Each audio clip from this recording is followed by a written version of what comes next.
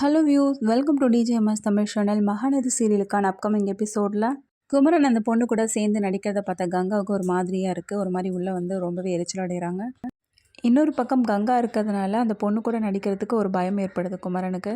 இதனால சரியாக நடிக்காமல் போக டேரக்டர் சார், என்ன குமரன் என்னாச்சு உங்களுக்கு, ஏன் ஒழுங்காக நடிக்க மாட்டீங்க அப்படின்னு சொல்லிட்டு கேட்க, என்னாச்சுடி மாப்பிள்ளைக்கு நல்லா தானே நடிச்சிட்டு இருந்தார், என்னாச்சு அப்படின்னு சொல்லிட்டு சாரதாவும் பேசு. கங்காவுக்கு மட்டும் இந்த உண்மை புரிய வருது. அப்புறம் குமரனை கூப்பிட்டு பேசுகிறாரு, நல்லா நடிங்க, அதெல்லாம் ஒன்றும் நினைக்கல அப்படின்ற மாதிரி. அதுக்கப்புறம் குமரன் ஃப்ரீயாக நடிக்க ஆரம்பிக்கிறாரு. கேரக்டர் சாரும் பாராட்டுறாங்க. நல்லா நடிக்கிறாருல்ல அத்தை அப்படின்னு சொல்லிட்டு சாரதாவும் அவங்க அத்தைக்கிட்ட பேச, ஆமாண்டி என் பேரனாச்சு இப்படி நல்லா தானே நடிப்பான் அப்படின்னு சொல்லிட்டு அவங்களும் பேச ஆரம்பிக்கிறாங்க. என்னதான் கங்கா சம்மதிச்சாலும் அதுக்கப்புறம் அவங்க 2 பேரும் நடிக்கிறத பார்த்து கங்காவால் தாங்கிக்க முடியல. உள்ளுக்குள்ளே பயங்கர கோவம் அடைகிறாங்க. வீட்டுக்கு வந்த கங்கா திரும்பவும் கடுகடுன்னு இருக்கிறத பார்த்து அவங்க அம்மா, என்னடி ஆச்சு உனக்கு, ஏன் இது மாதிரி இருக்கா அப்படின்னு சொல்லிட்டு கேட்க, அதெல்லாம் ஒன்றும் இல்லைம்மா, நான் நல்லா தான் இருக்கேன் அப்படின்னு சொல்லிட்டு சிடாச்சின்னு போகிறாங்க. குமரன்கிட்டயும் சரியாக பேசாமல் போகிறாங்க. என்னாச்சு கங்கா, ஏன் கோவமாக இருக்க, நீ சொன்ன பிறகு தான் நான் போய் நடித்தேன், நீ ஏன் இது மாதிரி பண்ணுற, நீ சொல்லவே தானே நான் சம்மதிச்சேன் அப்படின்ற மாதிரி பேச ஆரம்பிக்கிறாரு குமரனும். அதான் நல்லா தானே நடிச்சுட்டு வந்தீங்க, அப்புறம் என்ன திரும்பவும் அப்படின்ற மாதிரி கங்கா பேச, என்ன கங்கா இது மாதிரிலாம் பேசுனா எப்படி தான்.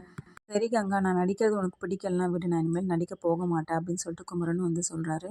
அதெல்லாம் ஒன்றும் இல்லை, நான் நல்லா தான் இருக்கேன், இனிமேல் நீங்கள் போய் நடிக்கவும் போகலாம் அப்படின்னு சொல்லிட்டு நார்மலாக பேசிட்டு அங்கேருந்து கிளம்பிடுறாங்க. சுற்றி முற்றி நடக்கிற விஷயத்தையே நினச்சிட்டு இருக்காங்க காவேரி. ரொம்பவே அப்செட்டாக இருக்காங்க. அடுத்ததாக காவேரி கூப்பிட்டுட்டு கடைக்கு போகிறாரு. உன்னோட பிறந்த நாளுக்காக உனக்கு பிடிச்சமான ட்ரெஸ் எடுத்துக்கோ காவேரி அப்படின்னு சொல்லிட்டு விஜய் சொல்கிறாரு. எனக்கு ஒன்றும் அதெல்லாம் தேவையில்லைங்க அப்படின்னு சொல்லிட்டு காவேரி மறுக்க, இல்லை நீ கண்டிப்பாக எடுத்து தான் ஆகணும்னு சொல்லிட்டு காவேரிக்கு தேவையான ட்ரெஸ்ஸை விஜய் செலக்ட் பண்ணுறாரு. இதெல்லாம் பார்த்துட்டு அந்த காவேரி ரொம்பவே அப்செட் ஆகிறாங்க. இவர் என்னன்னு சொல்கிறது, இதை மாதிரிலாம் எடுத்து கொடுத்துருவாரு. ஆனால் வீட்டை விட்டு அனுப்புறதுக்காக எல்லா ஏற்பாடுகளும் பண்ணி வச்சுட்டாரு. அப்புறம் என்ன பண்ணுறது, இவர் ஏன் இப்படி இருக்காரு அப்படின்னு சொல்கிற மாதிரி யோசிச்சுட்டு இருக்காங்க. வீட்டுக்கு வந்ததுக்கு அப்புறமாவும் ட்ரெஸ் எல்லாத்தையும் காட்டுறாங்க. தாத்தா பாட்டி கிட்ட எடுத்து கொடுத்தாங்க. ரொம்ப நல்லா வேலை பண்ணியிருக்க விஜய் அப்படின்னு சொல்லிட்டு தாத்தாவும் பாராட்ட ஆரம்பிக்கிறாங்க.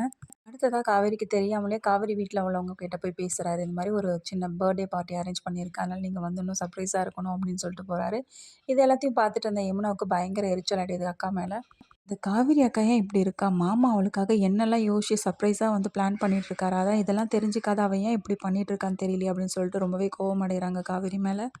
இப்படி ஒரு வாழ்க்கை அமைய அவள் எவ்வளோ கொடுத்து வச்சுருக்கணும், அவன் அது இல்லாமல் அவளோட வாழ்க்கையை விட்டுட்டு என்னோட வாழ்க்கையில் தலையிடுற மாதிரி பிரச்சனை பண்ணிகிட்ருக்காளே, இவளை என்ன பண்ணுறது, உண்மையெல்லாம் மாமா கிட்ட சொல்லிடலாமா அப்படின்னு சொல்லிட்டு காத்துட்ருக்காங்க. இல்லை இப்போ சொல்ல வேணாம், மாமா ஆசைப்பட்டு இந்த பிறந்தநாள் ஏற்பாடெல்லாம் பண்ணியிருக்காரு, இதெல்லாம் முடிஞ்சதுக்கப்புறமா மாமா கிட்ட இதை பற்றி நம்ம கண்டிப்பாக பேசி ஆகணும் அப்படின்னு சொல்லிட்டு நினைக்கிறாங்க யமுனா. அடுத்தது ஆஃபீஸ்லேருந்து வந்துட்டு இருக்கும்போது நிவின் என்ன பண்ணுறாங்க, விஜய் மடக்கி பேச ஆரம்பிக்கிறாங்க. என்ன இது இவன் நிற்கிறானே அப்படின்னு சொல்லிட்டு நிவின் கிட்ட போய் பேச ஆரம்பிக்கிறாரு.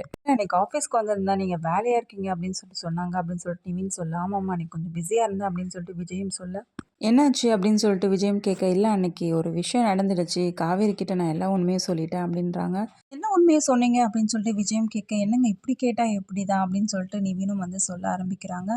அதான் உங்கள் 2 பேருக்கும் உள்ள அந்த அக்ரிமெண்ட் கல்யாணத்தை பற்றி நான் காவேரி கிட்ட கேட்டுட்டேன் அப்படின்னு சொல்கிறது கேட்டு பயங்கர அதிர்ச்சியாகிறார் விஜய். என்ன நிவின் இப்படி பண்ணி வச்சுருக்கீங்க அப்படின்னு சொல்லிட்டு விஜயும் நிவின் கிட்ட கேட்க, இல்லைங்க இது ஒரு வேறு பிரச்சனையில் மாட்டிக்கிட்டேன், எனக்கு அதை தவிர்த்து வேறு வழி தெரியல, அதனால தான் காவேரி கிட்ட சொல்ல வேண்டிய சூழ்நிலை ஏற்பட்டுச்சு சொல்லிட்டேன் அப்படின்றாரு. அப்புறம் தான் ஒரு உண்மை தெரிய வருது விஜய்க்கோ, இதனால தான் காவேரி நம்ம மேலே கோவமாக இருக்காளோ அப்படின்ற உண்மை தெரிஞ்சுக்கிறாரு. இதுக்கப்புறமா நிவின் கிட்ட எந்த மாதிரியான பதிலை விஜய் சொல்ல போகிறாரு, இதுக்கப்புறமா காவேரி எப்படி சமாதானப்படுத்த போகிறாரு, இது எல்லாமே தெரிஞ்சுக்கலாம். அதுக்கு மறக்காமல் நம்மளோட சேனலை சப்ஸ்கிரைப் பண்ணிக்கோங்க. கூடவே இருக்க அந்த பெல் ஐக்கனும் கிளிக் பண்ணிவிடுங்க. அப்போ தான் நான் போடுற அடுத்தடுத்த வீடியோஸ் உங்களுக்கு நோட்டிஃபிகேஷனில் வரும். ஓகே வியூஸ், தேங்க்ஸ் ஃபார் வாட்சிங் திஸ் வீடியோ.